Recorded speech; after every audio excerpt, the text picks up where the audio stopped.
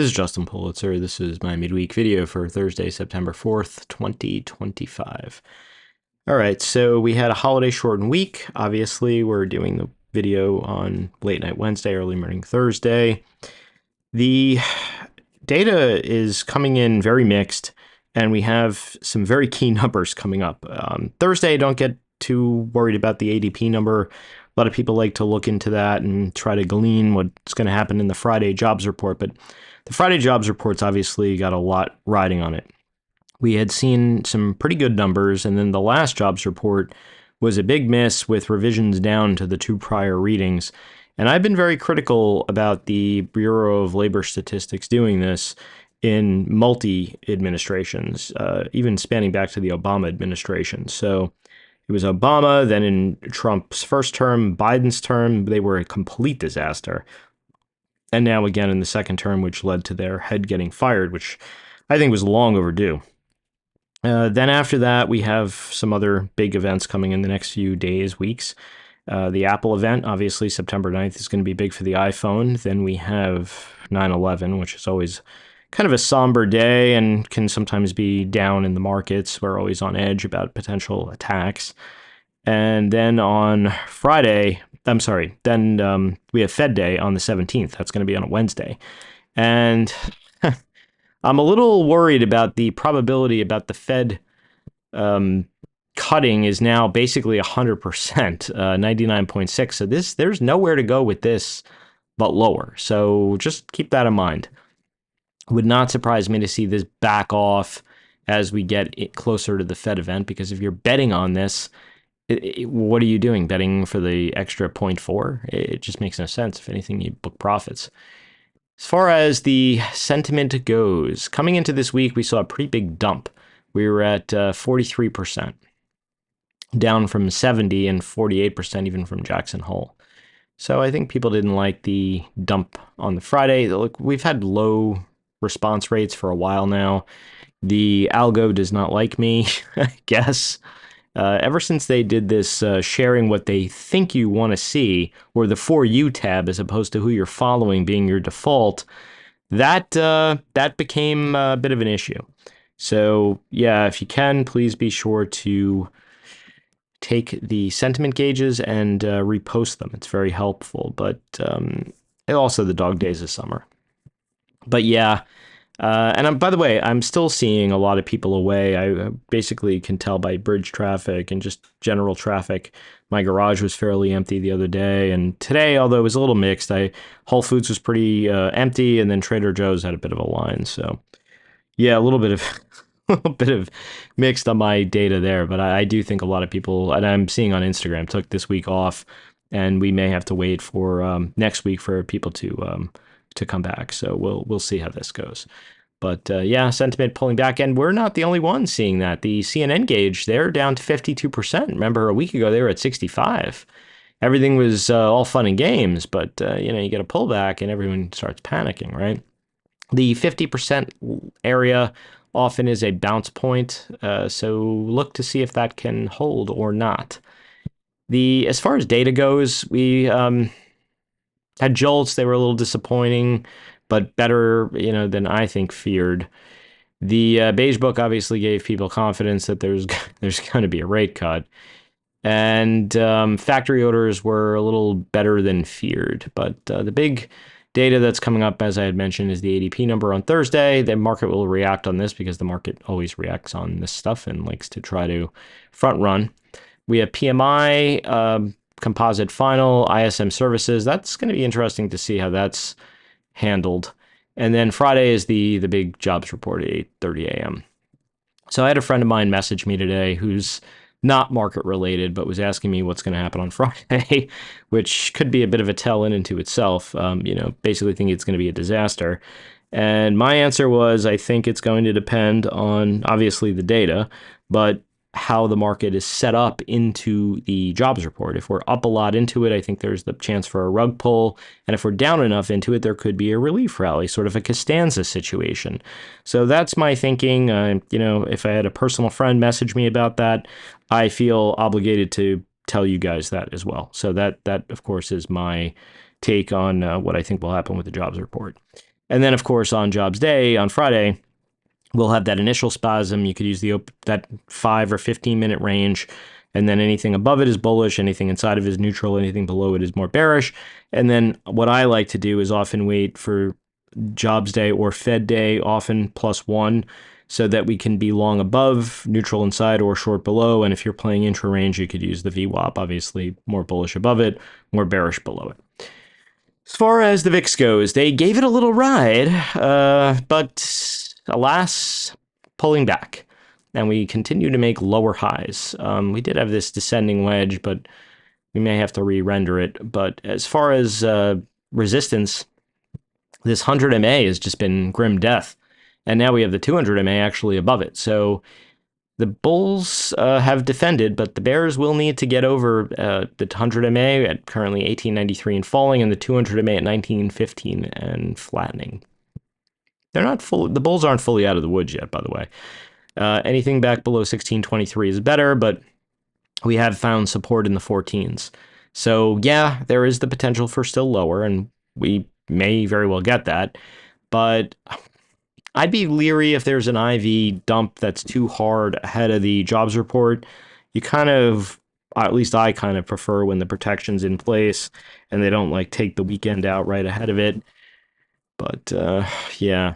Anyhow, TNX, this has, excuse me, did see a little bit of some poppage, but also sort of in this descending, it's like, wedge triangle pattern, but in a down channel. It's still holding this 4205 area. Moves below it and above it have seen considerable pops to 4328 to 4348. So that just makes me think we could be just trading in a range for a bit, and maybe in a range for a while until the Fed. That may be the decider. Jobs report actually could be the decider too. I mean, if we pull back, it'll probably be to 4124, maybe channel low at 4095, and then you probably have de-risked a lot of the sting, and there could be a rally in rates. But I still think the Fed's cutting, and I still think it's going lower. But shorter term, there could be some turbulence. TLT, also, they spiked it down. It didn't quite get down to the channel low, which is, I guess, bullish. The bulls there need to get over and stay over the 20 MA, though, at 86.88. If they ran it up to channel high, you're still only looking at 89.54. And the big question I have, and it has not been answered yet, is this sort of an accumulation funnel, or are we just trading sideways for a while? As of now, I'm of the sideways opinion, although I have the channel drawn in. And the reason I think that is because we didn't make it to channel high here, and we just had equal highs. So this to me just looks like we are putting in some higher lows, equal highs, but kind of looks more range bound, at least at the moment. The XLF, I had warned about this, that we had hit the channel high, and it was probably a good opportunity to sell into, and here we had this pullback. I have an alert below the 2-day low. You have tweezer bottoms here, and or dragonfly dojis, depending on how you want to look at it, because we are near the higher end of the range, not near the low. I have an alert below 53.11. Now, if that breaks, I think there's a quick short down to between 52.26 and 52.64, which is a retest of the breakout and the 50 MA. So, if you want to day trade a little, could work. If you want to do a 1/2 put ratio, I mean, it's really, you're threading a needle here, but I guess 52.5, I'd have to even see if that was an option, and 50 or 51 longer dated. For me, that's not wide enough to really want to do this, but if you want to play for a pullback to channel low, a retest into the 51s, I don't hate it, but don't really love it, particularly with low IV, because you're not going to get paid for that. I'd prefer just an outright spread, meaning a 1/1. If you want to do 1/1/1, that's fine, but, not as big of a fan of that. The JP Morgan is doing all right. As long as it's over 295, which was the earnings spike high, it's fine.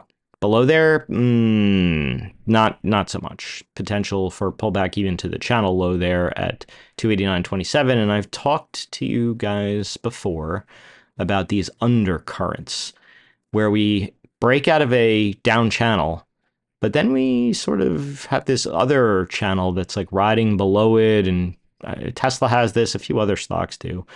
But I call this the undercurrent. I mean, are we forming a new channel that's less steep, or is this just a time correction?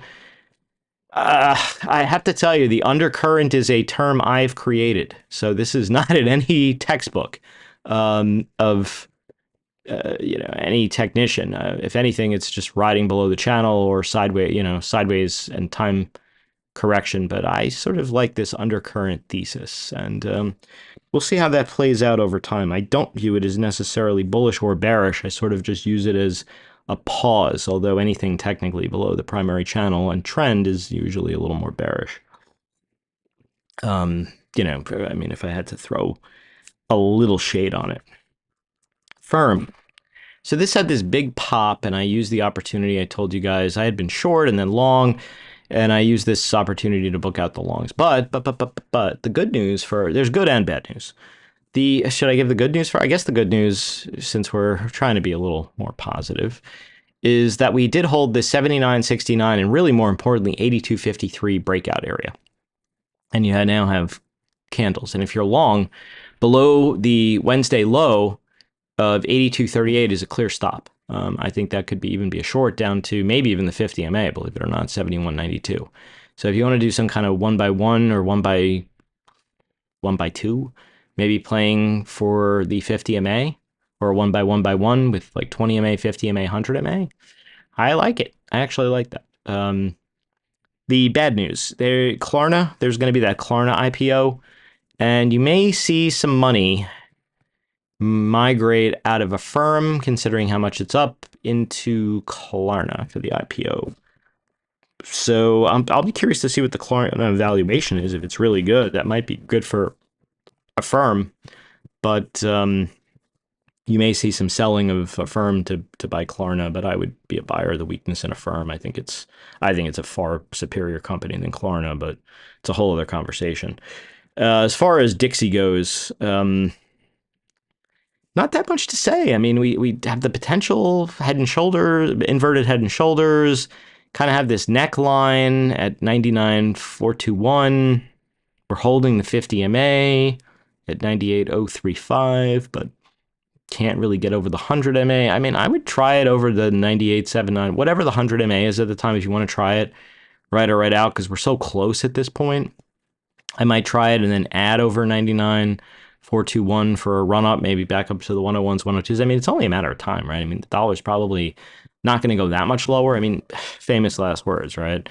But maybe if the tariffs that's also something that weighed on the market a lot. I think the market at this point is comfortable with the tariffs and doesn't want the uncertainty now of, the courts maybe undermining the president's policy, because that tariff money has not really caused that much inflation. And if anything, it's going to reduce our deficit. And that is a huge net positive, by the way, and will be huge for growth in the coming years. Maybe not this year, and we already did see that a little bit. The GDP was a bit of a better than expected, right? Which I think took the stagflation off the table. So yeah, that's going to be great for growth going forward. But if that comes off, not good, and it will undermine all of the trade deals that were made with the EU, with Japan, with Korea. I mean, it won't be good, and probably prevent China from having a deal. The Bitcoin. So we had a look above and fail.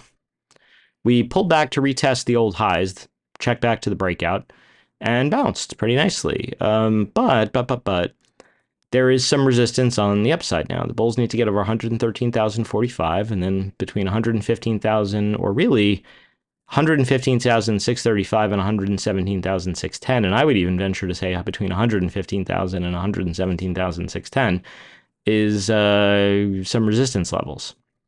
Ultimately, I think Bitcoin goes significantly higher longer term, but shorter term, I mean, we have seen these kind of crypto winters that can extend for the better part of a year. And we are pulling back after kind of a seeming double top, look above and fail. We had this back here in January, and it took us till, is this right? Did this make a new low here? Wait, this was 74,635, and this was whatever. It took us basically to May 7th to bottom out. So could we be in for several months? It is possible.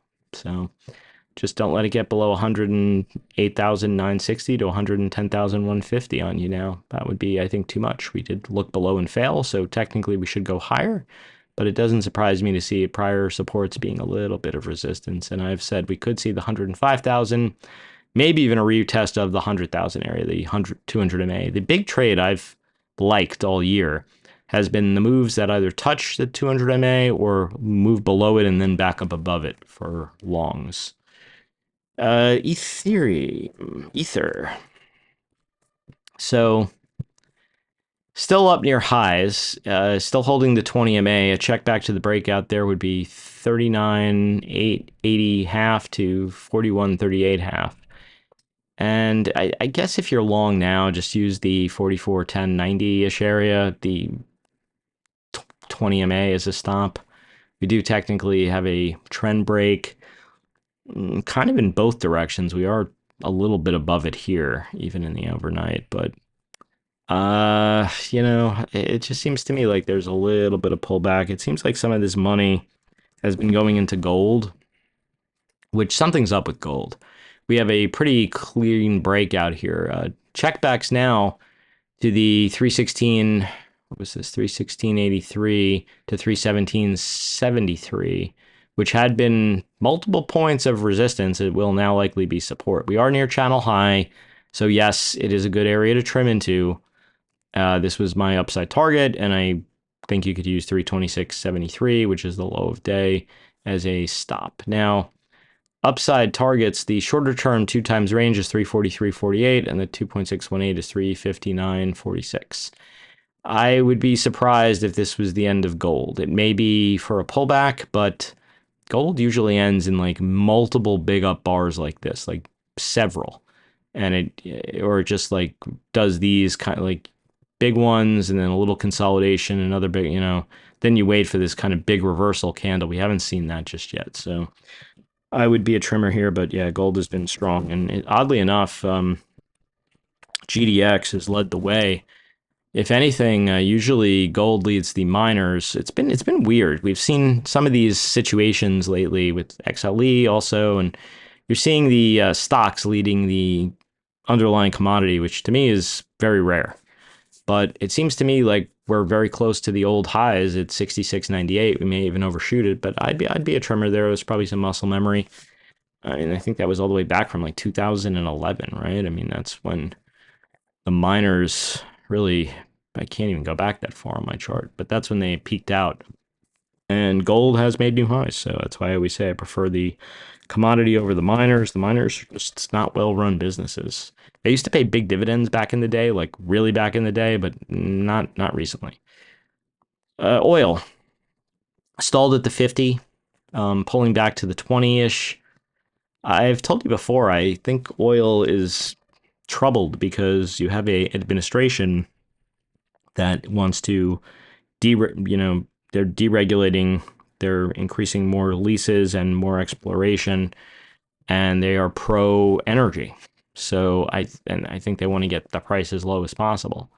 So I'm thinking oil will need some type of geopolitical event to really ramp it again, and we may get that actually toward the end of the year. It wouldn't surprise me to see things heat up with Israel and Iran again. I know a lot of people think that that's over. It's far from over. I also think the risk of the Ukraine war ending could be a big downdraft in oil, because remember, that's really what got it back up higher. And we're also through summer driving season. It's not really seasonally strong. You do tend to get a run in the stocks toward the beginning of next year, so I wouldn't mind buying a dip in the energy stocks if they come down for some allocation type money for the calendar flip. As far as the XLE goes, I was sort of hoping we were going to break down here, bound to 80. I had the 1/2 put ratio on, but it didn't really work, but I got it on for free, so it didn't matter. Uh, we do have a look above and fail technically. Anything below, or I should say, anything below 88.97, and more importantly, 88.13. Anything below that, I see as being, I'm sorry, 88.4. Hold on. Sorry, 89.43. Anything below 89.43, I see as a look above and fail. Does that mean we're pulling back to 84.16? It may, but first and foremost, the 200 MA is the key. 87.40. If the bulls can start supporting there, it's bullish. Back below it, I do think we will go lower because moves above and then back below have seen larger pullbacks. So could be negated tomorrow over 89.43, but as of now, look above and fail. I'm going to pull up SPY, but of course, we're going to talk about the ES and the NQ first because that's just how we roll. So we have a couple of rich closes that could be repaired if there is a larger pullback. That's the one thing I forgot to adjust because we are actually trading in the overnight. The MAs move fast, right, when you're only on the 30-minute time frame. But if there is corrective action, well, let's discuss. First, bulls need to get over and stay over 64.68.5. If they can do that, they'll likely see 64.96 quarter to 65.0875, and I still think the 6,500 area is going to attract sellers. If it can hold 64.53 quarter, we'll go to 64.46 quarter to repair today's rich close. And if that can't hold, we'll go to 64.2675 and then maybe 64.07 quarter to repair the rich close from 2 sessions ago. It'll now be 3 sessions ago because we're going into Thursday. The Qs, similar but weaker recently. They really got a nice bailout today, courtesy of Google and Apple. But we'll talk about that in a bit. So the bulls there are hanging in where they need to hold. They need to hold this, first of all, 23,465.75 and then 23,404 quarter, which is very close to the repair of today's rich close at 23,411. If that area can hold, 23,305 half is significant, and then 23,198, which is the apples to apples of the 6407 quarter repair. On the upside, if we can stay over 23,465.75, we should, quote unquote, see 23,587 half, 23,671, and then we'd see, and then maybe a rerun back up to 23,793 quarter to 23,845. This will require both Apple and Google to remain strong, and probably for Microsoft and some of the others to pick up. Moving right along. SPY, the expected move is $6.04. Max pain pin is 640. It is bookended on either end by 640. So they are thinking maybe a pullback to the 731 reference breakout. And by the way, the Qs are below there. We'll talk about that in a bit. So that's a must-hold area. Anything below there to me is not good. On the upside, the obvious spot to go here would be the 829 gap fill to 645.05, and then our reference highs from back on 815 at 646.19. So that could be some potential resistance on the upside. And you can see we're kind of right into the little downtrend here. We've seen a lot of these pullbacks with just a couple of days of, gap and pullback that just rally back up to new highs. I mean, eventually it won't, but it has. So that's encouraging, and we never broke trend. We only really pulled back to the 38.2 of the range, which is a joke. Didn't even get down to the halfback. We did technically have a look above and fail, so we do need to repair the look above and fail, meaning the look above and fail needs to fail. If 646.19 to 645.05 start resisting, that's not so good. But we shall see. We shall see. The DIA. The expected move is $4.16. Max pain pin is 450. So that is interesting because this is the must-hold area, 450.36 to 450.48. If that does fail, you sweep the leg of the 2-day low below 450.16. That's debatable about how far we would pull back. I think that the sort of max for the hop would be down to 443.08, maybe 440.69, but 20 MA and trend could hold here. I mean, the trend is at 445, so we have support on the fives. IWM, the expected move is $4.09. Max pain pin is 232, bookended by 234 on either end. I will keep this very simple for everybody. As long as 229.30 to really 230 can hold, it's fine. Below there, it's too much. And that too much would be to the 50 MA at 223.89, and likely, I think, down to the 220-ish area to the channel low, which we have seen now multiple times. We often climb the channel high and then have these severe liquidation breaks after a few days of consolidation. So it's very possible that happens. And I love that the 20 MA is almost here because that will be the must hold, do or die level. The next one is obviously the Qs. The expected move is $7.15. Max pain pin is 570, bookended by 566 and 570s. That's a little funky. This did come down to trend below and back over the 50 MA, so we know now below and above the 50 MA has been bullish. We did actually fill in the gap here from 829 and then some to 570.40, but it is pulling back a bit. I'd be careful below, well, first on the upside. If we do keep going, the 731 high, which we're above in SPY, but we're not in the Q, so that is a little more bearish, is 574.63 up to 576.17. So that could be resistance on the upside. On the downside, I would say really anything below 567.5, and of course low of day at 566.73, would be a little too much. And I think we'd retest the 50 MA very quickly at 563.21. And then the big question is, are we still transitioning now from bullish to bearish? Well, look, we're still bullish because we're still within the up channel, but we do have a lower high and we have some equal lows. I think if this 820 low gets swept at 558.84, then we've really, I think, confirmed a new down channel.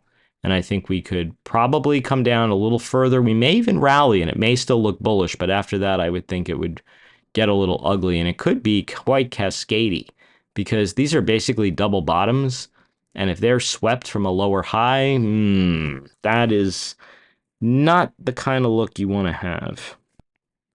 And I think, oddly enough, I didn't mention this in the beginning, but it is important. The Avago earnings are going to be out, and that could determine the fate of SMH here, which we're going to talk about. There is a neckline here between 279.19 and 283.07. If that breaks, it could be pretty ugly. If we just went to the 78.6, meaning the 100% failed, that would be 258.90. The 2 times range of that would be 255.40, and the 2.618 would be 240.70, and you have the 61.8 in the entire range there, but at 239.92. I'd have to readjust that, though, because it would be a clear breakdown, and we would no longer be above the breakout. Is this just sideways consolidation? It's possible. And that's all just conversation until this neckline really snaps. And if it does snap, that could be very fugly. And I don't think it's encouraging that NVIDIA is acting weak and couldn't go higher on good numbers. It could need a little time in the wilderness here before it recharges, which it probably will, but as long as it's below 171.86, which was the earnings dump low, the chances of seeing 164.58 and maybe even a retest of the breakout at 153.13 are possible and even likely. I have told you before that the 133.25 to 143.17, this was the last earnings range from, what was this? The 28th. Yeah, May 20th. This was all, because this was the after hours dump. All right, so this was the after hours dump low, spike low, and then okay. I'm looking at this because I'm like, this undercut it a little bit here on the 30th, but it was that was the 528 earnings day range. And this to me would be a very logical place for price to go if it continues lower. So if you want to do some kind of 1x2 or 1x1x1, meaning buy 165, sell 153 or 155, sell 143 or 140. I like that because it's probably going to be the 200 MA by the time it gets there. That makes some sense. I'd have to see if you could get it on for a net credit or a very small net debit, but I don't mind doing that if you want to put on, a counter trade. All right, so Broadcom, Avago, also with the head and shoulders with a neckline here at 281.61. I do not love that this is rallying into their earnings. But for the bulls, I'm debating on how strict I want to be with this, but generally they have to get over 306.95 and really over the right shoulder here at 311. And I mean, if they take out the 317.35, it's going to just go ape. I mean, this could be the cause of the blow off top, by the way. If this just cleared the head and shoulders and just blew up and took out, negated the SMH kind of semi-bearish pattern here, that would be something. Now, if you want to short it, wait for it to break the 50 MA on the downside. Anything below 289.19, you've now had two holds. Third test after having bounced a day or 2 days before, that to me is not so good.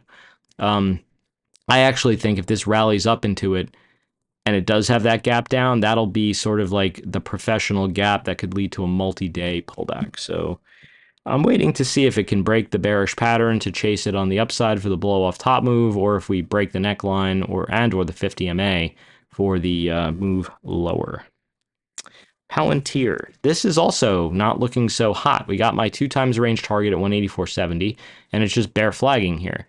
Now, the prior breakout or area that I was using was 144.97 to 148.22, and we held initially, but we didn't really rally that much. The 38.2 has been holding it, and that's a bearish bounce at 160.55. Now, I'm sort of debating whether we're going to come down to the 125s to 133s, or first rally up to the channel, respect the channel, and then go lower.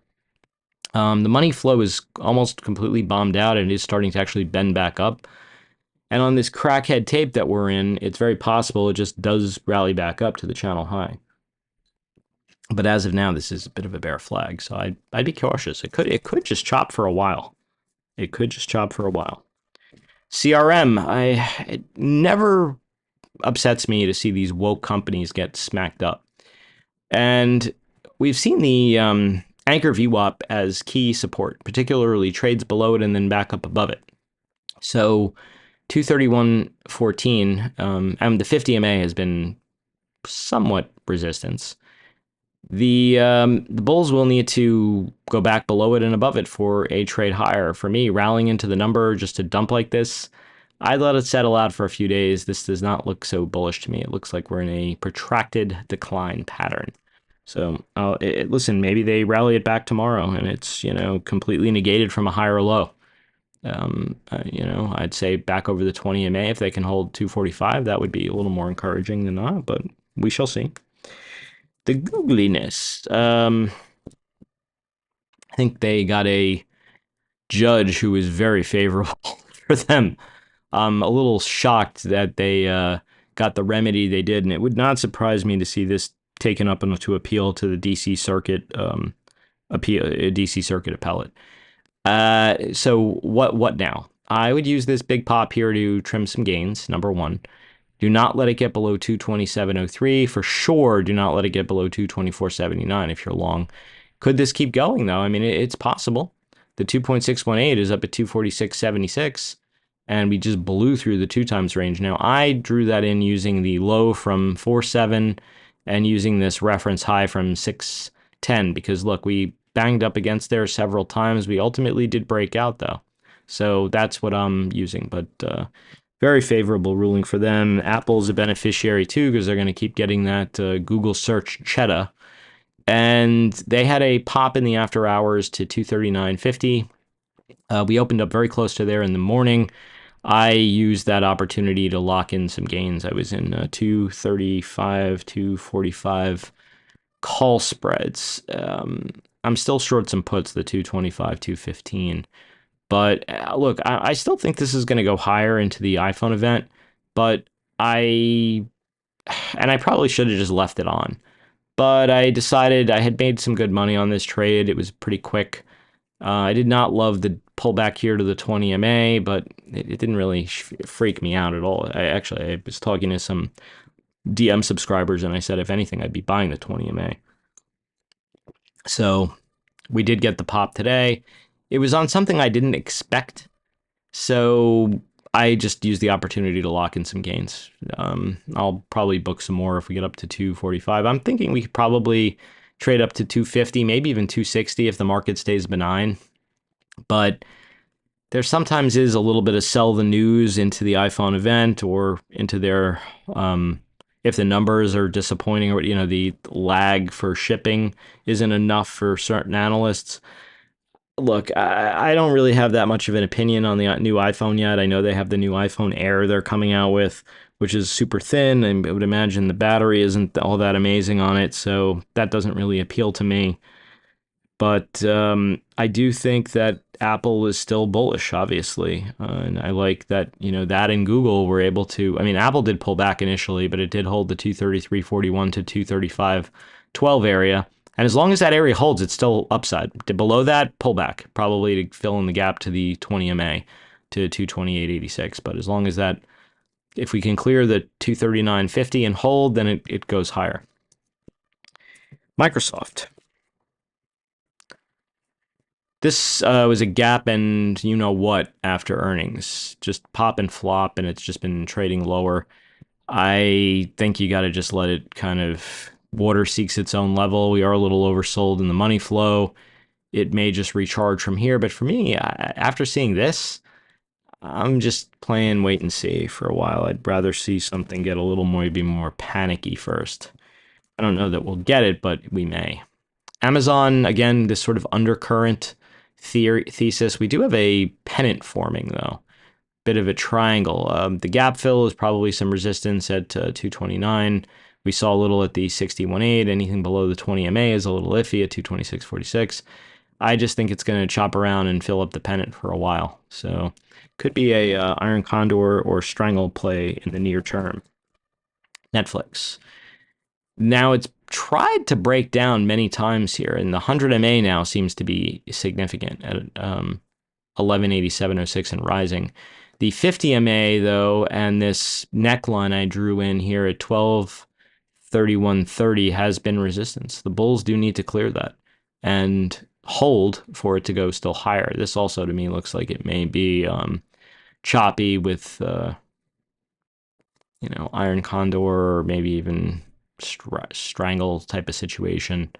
But yeah, it just looks like it's trying to build up. It'll probably go because it's had every opportunity to really break down after hitting this. And the more times you bang into it, eventually it will probably go. That, of course, assuming the NASDAQ stays bullish. If the NASDAQ starts rolling over again, this will roll over again as well. But for now, okay. Tesla, again, one of these undercurrent type stocks. We had the up channel, which stalled it, and now we have this new channel below it. The 50 MA below it and above it has been a long. That's currently 323.65. 100 MA could be some support at 314.41. I did see Elon Musk tweet out about the Robotaxi app being out, so maybe there's a little excitement about this. But this 351.39 to 357.54 area has been resistance on the upside, and like the 291 has been support on the downside. So if you want to do some kind of, and we're kind of in that like upper echelon of the range here, if you want to do some iron condors or strangles or 1/2 put ratios playing for a pullback, I'm fine with it. But this just looks very sloppy to me. These undercurrent stuff. Now AEO I have been very bullish on. I'm long, actually, and I'm thrilled about I kept on reading in the media what a disappointment the Sydney Sweeney ad was. Oh, wow. Did I just have the opportunity to use Sydney Sweeney as my thumbnail for the video? Oh, yeah, I think that could be happening. So a few things to note. One is I was targeting this 1751 and maybe even $20 on the upside for the gap fill. Shorter term, the anchor VWAP is 1770. That may be some resistance. It had been support before the breakdown. We had moves below it and above it being bullish. be careful on moves above it and below it now for being bearish. But I like this consolidation pattern, and it is a big up move. So yeah, I know some of you took that with me, but yeah, worked out nicely. The gentleman who actually requested this, although I was actually going to cover it anyway, also requested this IREN. I don't know a lot about this company. I believe they're crypto mining. So it doesn't surprise me to see, just like we've seen miners in gold leading, the Bitcoin miners leading. It's got to hold over 28.25. I don't really have that much. I mean, it's a young chart. It went from $28 down to $1. So, and it spent a lot of time just kind of consolidating. If there's a larger pullback, maybe I'd be interested in buying the dip. But up here near reference highs, I'd probably be trimming. That's just my instinct on it. Lululemon, my oh my, have they fallen from grace? By the way, if you want comfy pants for the house, the Gap Vintage line is my favorite. I also wear their sweatshirts pretty much every day. The Gap Vintage line, the black one, I love it. I like that as a back pocket. I can put my cell phone in it, and I'm wearing them right now, actually. They're very comfortable. Lulu, this is obviously for people who are a little more into, I guess, the fashion. I've looked at their men's pants. I went there with my now ex-girlfriend, and I did not like their pants very much. I thought that they weren't for me. They for sure weren't for me. That being said, it doesn't really matter if they're for me or not. I'm not their target audience. But this 219.97 to 234.84 area had been some resistance. Down into the numbers like this, I'd be, they gapped down on the 2 earnings ago. They rallied it back and then gapped down. This one, there was no rally. It just sort of maybe a little profit taking. I'm loath to say that I'd play this for a bounce, but I mean, it's a tough short to press down here. I mean, that being said, would it surprise me to see another gap down? No. But what I think I would wait for is for it to see if we can get over and stay over this 219.97 to 234.84. And the stock is still in a downtrend. So I probably would be the second mouse on this one. That being said, it's tough to keep playing the downside over and over and over again, but it has worked, and they have a lot to prove after being down this much. So yeah, I'd wait on that. Autodesk back up to the old highs. This used to be one of the Bash brothers back in the day before this thing got completely pancaked. This 321.13 area has been an area to trim profits. I would do so. If you want to parlay that into some kind of call spread playing for the 335s to 344s, be my guest. I would not, if it were me, I would not let it get below 319.47. Below that could start pulling back more aggressively, but it looks like this might just chop and consolidate up here for a little bit.